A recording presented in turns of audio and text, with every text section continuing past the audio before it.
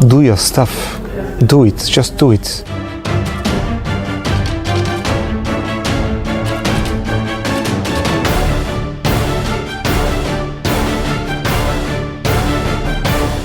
Hello, we're here with Fernando Mendes, the co-founder of Now No Office Work. Fernando, how are you? Hi, Miguel. I'm fine. So this is a great place here, in a really trendy location too. But before we go into that, talk us a little bit about your background. Well, I'm 51, so I'm getting old very fast. I'm a designer. My professional background is in the design area. That's what I started to do in the 90s. So and nowadays I'm a student as well. I'm studying design as well because I'm a PhD student at YAS and I'm a teacher also. That's my same faculty? Yeah, the same faculty, YAS. And that's what I do as, but it's not my. I don't act as a designer right now. Not the formal position of a designer, because my area is graphic design or communication design. That's not really what I do today. I still teach those areas, but it's not my main occupation right now. In fact, it's a little bit hard to classify myself because I don't know what I do right now. I could invent a new term, and maybe I'm a community designer or something like that. How do you divide your time nowadays? Well, I don't feel the separation. Sometimes I stay at the university, even at work. I could be at the university and working for my project Now or Coworking Lisbon, or maybe I'm here at Now and I'm doing my PhD writing for my final thesis. It's all a mesh. So I don't feel the division between the several parts of my life, and I feel really comfortable with that. For me, it would be really difficult to live a life that has those separations between different modes. It's really hard for me. Tell us about your path coming here to build a co-working space. What drive? But it all started in 2009 at LX Factory with a new. It's not the first co-working space. We had other spaces before Coworking Lisbon, but it's the first one with a large one with 70 people or desks. And where was it? At LX Factory in Alcantara. Yes. And it still is. It's still there. It's a very special place and space because it has almost 10 years of history right now, and we had more than 4,000 people working from there, and people from all over the world. And so it was, and it still is, totally based on the idea of diversity. So you really have people coming from every spot in the world. All languages, all genders, all ages, all backgrounds. It's open to all. That's a good definition to a co-working space or for a co-working space. And yes, it's almost 10 years of history. So it's a very special place. It's changing right now. It's because it's changing with the change in the city as well. Because we have new people coming to the city. They are totally different from the people who started Coworking Lisbon in 2010. Yeah. So at first we had, I would say, more than around 70%, 80% of the people in 2010 were Portuguese people, and right now it's the opposite. So maybe 20 to 30% of the people at Coworking Lisbon are Portuguese. The others are these new remote workers, digital nomads, and people coming from all over. Let us know, so you've been in this area, the co-working space, for so long. Can you give us like a snapshot of what's been happening in Lisbon in terms of co-working and over the last 10 years, 5 years now, and going into the future? What's the general? Well, I was discussing the same subject or matter this morning with my partners. One could say that co-working is dead now, in the way that you have co-working spaces all over. Mostly you see the formal world of banks and other institutions reacting to what co-working is, and they open co-working spaces even when they don't call it a co-working space. Maybe they take a small space of a bank, and they say no, it's okay, it's still a bank. There's still one person there, one desk where you can do the stuff you do usually when you go to the bank. We don't go to the bank right now, but the rest of the space is a coffee. So they say it's just a coffee, and no, you don't have to open an account to use this coffee shop. You just enter, you use the space, you can open your laptop, you can work from here, you can even work from here, and we don't know if it's a co-working space, but it's open, it's for you. And of course, they expect that sometime at a certain point, you will become a client.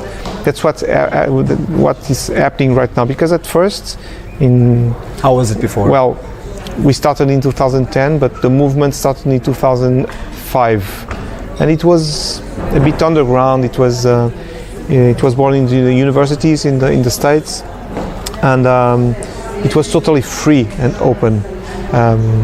And spaces were like bootstrapping. They were. Yes, totally. Yes, it's really different from what we see today. But that's what happens with all kinds of trends. It started from the streets, really underground, and then happens this mediation with the formal world, and then the business people come and transform it in something that is profitable. That's what happened. What happened for the 10 years of Coworking Lisbon as well. It's a business, in fact, but a real special business because it deals with people and communities. So there's I'm still a teacher, and I still do a little bit of design work because I don't live from my income coming from my projects with Coworking Lisbon or now. It's not really. It's a totally different business. It deals with different modes and different expectations. Even after 10 years, it's still hard to describe how it works and how it changed your lives. Co-working spaces are all over the world now, but let us know what one could expect when coming into one, especially this one. What is the general vibe here? It depends on you, in fact. It's just like a family. If you try to describe 5 different families, you know that each family has a special culture and habits and ways of living. So the same thing happens in a co-working space. Even if the co-working space is from the same people. So if I have 2 locations in the city, that's the situation with me right now. So I have Coworking Lisbon, now Coworking Lisbon, and now Yacht. That's where we are, and it's totally different. When I stay here, it's a kind of family. When I go back to Alcantara and the Alex factory, that's another family. So I feel like a cousin. Unique, right? I'm just going to different branches of the family. When I call family, that's exactly what a co-working space is, because you enter that family and you need to be recognized, and then you need to merge with the other people there. But you have to retain and keep your individuality. So that's not an easy thing to do. That's something that you have to feed and build. So it's a place where you can bring your own uniqueness. Yes, of course. And you can also network with other people just as easily. Yes, of course. Where do you see this co-working industry going? Well, I was saying that maybe co-working as a movement is dead.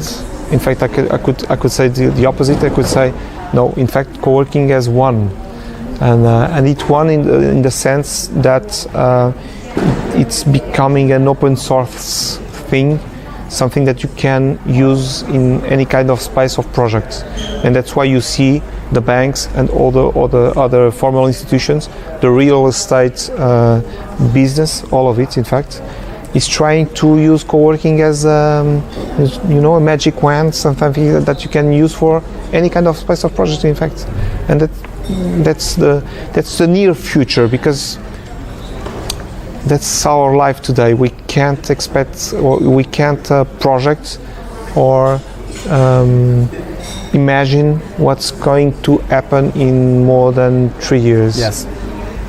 And who is coming to work here? Everybody. Everybody. What kind of people? And that's why I really like in the working space. There's no curation at when you enter a working space. You don't have to prove yourself. It's not.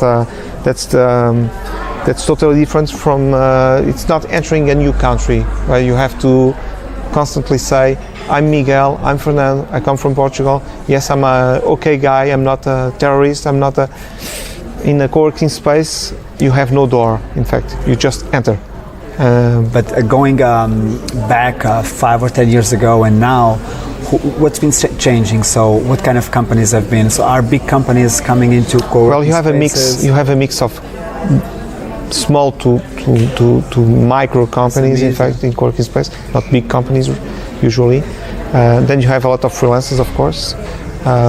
You have some proto startups. It's not because co-working spaces are not incubation places. We are usually connected to the entrepreneurship ecosystem when in fact what is co-working is not that related to what we call the startup scene. It's not exactly the same, but of course there's a you know, when you bring different people and you make those people collide and know each other, and well, something will come out of it. Yeah, of course. But we're not incubators. It's totally different. Well, I would say there's two new kinds of categories of people coming to co-working spaces, and those are the remote workers. So people that work from Lisbon, but their clients are in Berlin or Paris. Nomads The digital nomads are a new category, and those are people, you know, traveling all over the world, sometimes by themselves, or in other times with small groups, up to 30, 40 people sometimes, doing what they call co-workations, or using the new co-living spaces where you mix work and stay and sleep and live. In fact, it's a lot of changes. In fact, it's really hard to, you know, when I do this with my hands, it's really hard to establish a frontier, to understand what's going on, because it's really complex. It's really complex, and really hard to follow and to understand. So I wanted to switch gears here a little bit and going into the location where you are. So you're right here next to Hub Creativo do Beato. Mm-hmm. It's going to be a really interesting place coming out here. So did this have anything to do with you building your space here? So Hub Creativo do Beato is a real great and huge project in this part of the city. This is the last part of the city who didn't have the same kind of you know, rethinking of what the city is. It's also one of the poorest parts of the city. So I think the Hub Creativo do Beato, our project with now no office work and other projects around, will change this location in the city. And my great hope is that we contribute to something that is good for the people who live here. We want to avoid the gentrification effects. Some of it will happen. It's not easy to avoid, but we'll try to do it in the good way, the right way. And in fact, we are doing it right now. When we decided to install now in this building, we decided that we will work with the people and the companies operating around us. So if we need glasses or wood or any other material or professional, we look around. We try to hire the people around us and try to avoid bringing other companies or other people from other parts of the city. But going back to Hub Creativo do Beato, yes, it's huge. It's almost 40,000 square meters. In fact, it will have a second phase of the Hub Creativo do Beato with the other part of the Manutenção Militar North. Next year we'll have factory operating with the main building, so that will change and start the operations of Hub Creative do Beato. Right now I'm involved in the co-living part inside the Hub Creative do Beato. I'm one of the members of the jury, trying to help to decide what would be the operator in that co-living space. It's a huge one as well. It's 4,000 square meters. It's when we look around in Europe and even in the world, it's a large project. It's a big one, and it's going to be a new part of the city as well. I see the Hub Creative do Beato as something that will have the same impact that LX Factory had in showing a new way of looking to the city, looking to the space, and doing different, having different approaches to what is the urban space, and changing it, and trying to install projects that have a positive impact in the local population. And that's my great hope with the Hub Creative do Beato. I think it will change the city, it will change locally the city, but it will change as well the entire city. What are we going to see happening over the next 2 years? A lot of innovation, a lot of technology, new technologies, and a special focus on what is sustainable. I think this is going to be the real center of anything that is sustainable, anything that is a sustainable approach will act and be at the Hub Creative do Beato. That's for sure. Okay, Fernando, now give us at Fire News, we are really interested in knowing about the future of work. So how are things moving? How do you see it? Well, I don't want to be pessimist. I'm not a pessimist, but I'm not. Some say there's no future for work. I don't know. I don't have a clear answer for that. From your experience here, what you've been seeing, Miguel, the thing is, I don't want to call it future because we don't live. That's a mark of our times. We live in a constant present. We have no interest in the past, apparently. And it's totally impossible to think about the future because the future is now, no office work, right? Imagine that tomorrow Mr. Zuckerberg decides to close Facebook. Imagine that you don't have a profile on Facebook, even though you will be affected, and it will affect your work. If Facebook closes, you will have zillions of people who have nothing to do. So things are moving so fast that we can tell. Maybe too fast, in fact. We all have this goal to achieve right now. We have to decrease the speed and the scale. It's just like a car. Right now we are going too fast, and the car is too big. And we don't stop. We want a bigger car, a bigger car, a bigger car, a power. We want more power and more speed, and that's enough. It's not biological compatible with us, so we have to slow down. So I think the future of work is slowing, is decreasing speed and decreasing scale. It's acting locally, responsible. It's being sustainable. That's the only thing. That's the point where we are now. It's not about recycling. It's not about recycling anymore. So in fact, we reach a point in the globe, on Earth, that it's time to heal the world and the planet. We don't have the time to think about the future of work. We have to work and change everything right now. Right now. Yeah. So you've been co-founding a lot of spaces, and you've been really active. So share with us a little piece of advice with young and not so young entrepreneurs. Do your stuff. Do it. Just do it.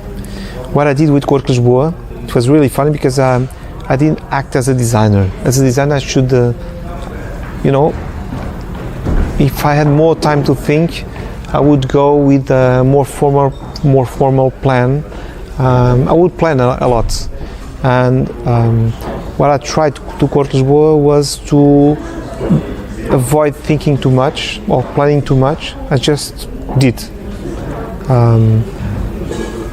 So between deciding opening Cowork Lisboa, co-working space, and really opening Cowork Lisboa, it took me just 2 months.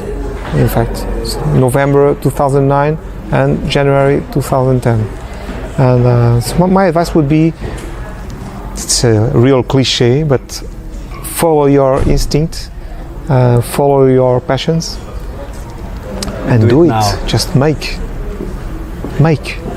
Fernando, thank you very much for this interview. Thank you, Miguel.